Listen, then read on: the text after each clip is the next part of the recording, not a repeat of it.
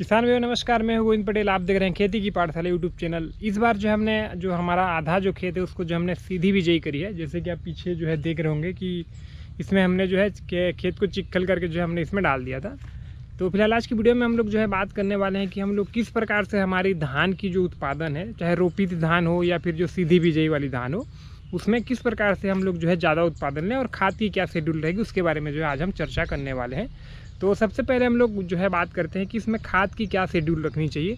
देखिए, जो हमारी धान की क्रॉप रहती है, जैसे अगर हम लोग रोपित वाला धान की मैं अगर बात करूं तो सबसे पहले क्या होता है कि जैसे हम लोग धान को रोपित करते हैं तो उस समय हमको इनिशियल खाद देना रहता है। इसमें से हम लोग डीएपी को सबसे बेस्ट मानते हैं और डीएपी खाद अक्सर हम लोग डालते हैं। और डीएपी सफिशिएंट होता है धान की शुरुआती अवस्था के लिए। धान में मैं आपको एक चीज़ बता देना चाहूँगा, धान में कंसे आने की जो समय रहती है वो क्या रहती है। देखिए, धान में कंसे आने की सबसे परफेक्ट टाइम रहता है धान की रोपाई के 21 दिन बाद या फिर 20 दिन बाद। मतलब कि 20 से लेकर 40 दिन के जो पीरियड रहता है धान रोपाई के बाद वाला, उसी में धान में कंसे वगैरह आने की प्रक्रिया चालू होती है।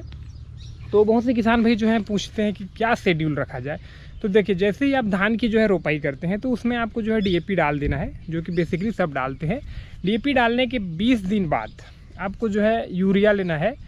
और उसमें देखिए, पोटास की जो रिकमेंडेड रहती है, अगर आप मतलब कि जो रोपाई के समय नहीं डाले हैं तो आप क्या करिएगा कि 25 kg आपको पर एकड़ देना रहता है पोटास। तो उसमें क्या शेड्यूल रहता है कि चाहे तो आप 15 kg अभी गभोट के समय 15 kg आप रोपाई के बाद 21 दिन बाद हम लोग जो यूरिया डालते हैं उसमें आप डाल सकते हैं, और बाकी 10 kg गभोट के समय डाल सकते हैं। या फिर आप 10 kg अभी डाल सकते हैं और 15 kg गभोट के टाइम पर डाल सकते हैं, जैसी आपकी इच्छा होती है।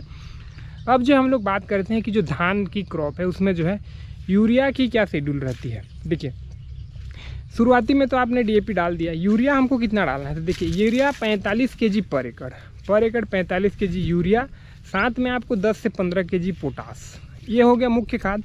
अब इसमें कुछ माइक्रो न्यूट्रिशन की ज़रूरत पड़ती है, खासकर हमारा धान का क्रॉप रहता है उसमें सबसे पहले नंबर पे आते हैं जिंक। जिंक के एक तो धान के खैरा रोग को नियंत्रण करता है, साथ ही साथ धान में कंसे फुटाने के लिए बहुत ही क्रिटिकल रोल अदा करता है। इसके साथ साथ एक रहती है आयरन की भी काफ़ी ज़्यादा ज़रूरत पड़ती है। तो आयरन और जिंक, ये 2 माइक्रो न्यूट्रिशन हमको इनिशियली स्टेज में डालना ही रहता है। तो इसकी क्या क्या मात्रा रहेगी वो मैं आपको बता देना चाहूँगा। जो जिंक रहती है वो जिंक सल्फेट अगर आप लेते हैं तो कम से कम आपको 5 से 10 kg, 5 kg तो मिनिमम आपको डाल ही देना है। तो जैसे ही आप 5 kg उसमें डाल देते हैं तो 5 kg जिंक डालने पर वो जिंक की कमी को आपके खेत में पूरा कर देगा। दूसरे नंबर पे आते हैं आयरन। बात करते हैं आयरन की। आयरन आपको कितना डालना है? आयरन आपको डालना है 250 से लेकर 300 ग्राम जो चिल्टेड आयरन रहता है उसको आपको डाल देना रहता है।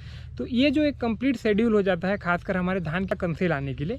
इसके साथ साथ और भी बहुत से माइक्रो न्यूट्रिएंट्स होते हैं, जैसे बोरान रहता है, इसके साथ साथ सल्फर वगैरह रहता है। तो ये सारा चीज़ भी आप डाल सकते हैं, बट इनिशियली स्टेज पे आपको आयरन और जिंक ये दोनों को तो आपको डालना रहता है, खासकर जब कंसे उसमें बनते हैं। कंसे इतना डालने के बाद हमारा सेकेंड खाद का डोज कंप्लीट हो जाता है। फर्स्ट में हमने क्या डाला? फर्स्ट में हमने डाला उसमें डीएपी, और सेकेंड में डाला 45 kg यूरिया, और ये वाला शेड्यूल डाला। इसके बाद तीसरा खाद का शेड्यूल होता है, तीसरा खाद का शेड्यूल रहता है उसके जस्ट 20 से 25 दिन के बाद या फिर रोपाई के 45 दिन के बाद। उसमें आपको क्या डालना रहता है? 45 से 50 दिन के बाद मैं आपको बता देना चाहूँगा। तो 45 से 50 दिन के बाद आप उसमें 1 बोरी यूरिया आप फिर से डाल सकते हैं। और अगर ये आपका लास्ट है, मतलब कि आप बोलते हैं कि सिर्फ हम लोग 2 बार यूरिया डालने वाले हैं, तो आप उसको 50 से 60 दिन के बाद ले जाइए। 45 kg यूरिया और जो आपका 10 kg जो पोटास बचा था उसको आपको मिक्स करके उसमें डाल देना रहता है। ये कंप्लीट हो जाता है। लेकिन बहुत से किसान भी 3 बार यूरिया डालते हैं। तो 3 बार जो यूरिया डालते हैं वो सेकंड में सिर्फ यूरिया आप डालेंगे 45 kg, और उसके बाद जो गभोट के टाइम आप डालेंगे तो उसमें आपको लगभग 25 kg यूरिया और 10 से 15 kg जो अपना पोटास है इसको मिला के आपको डालना रहता है। ये एक कंप्लीट हो जाती है। अच्छा, एक चीज़ और मैं आपको बता दूं, तो बहुत से जो मिट्टियाँ रहती हैं उसमें बहुत से प्रॉब्लम रहती है कि कुछ में अलग अलग न्यूट्रिशन कमी रहती है। तो उसके लिए आप एक स्प्रे जब भी करें तो उसमें या तो आप बायोवीटा मिला दें, या फिर बहुत से न्यूट्रिशन का एक कम्बिनेशन आता है, कम्बिनेशन वाला भी, जिसमें boron, zinc, iron, sulphur, magnesium, molybdenum, बहुत सारी चीज़ें रहती है। तो उसका भी आप स्प्रे चला सकते हैं। मेरा क्या शेड्यूल होने वाला है उसके बारे में भी एक बार चर्चा कर लेता हूँ। तो इस बार मेरा शेड्यूल रहेगा, तो शुरुआत रहेगी डीएपी की रोपाई के समय, और उसमें जो है हम लोग उसके बाद जो है ये वाला जो शेड्यूल मैंने आपको बताया, बस इस बार हमने माइक्रो न्यूट्रिशन का स्प्रे कराना है, वो भी ड्रोन से।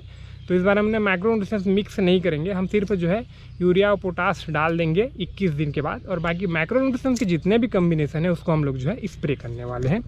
तो ये शेड्यूल को अगर आप फॉलो करते हैं तो निश्चित तौर पे आपकी धान की प्रोडक्शन जो है काफ़ी अच्छा होने वाला है।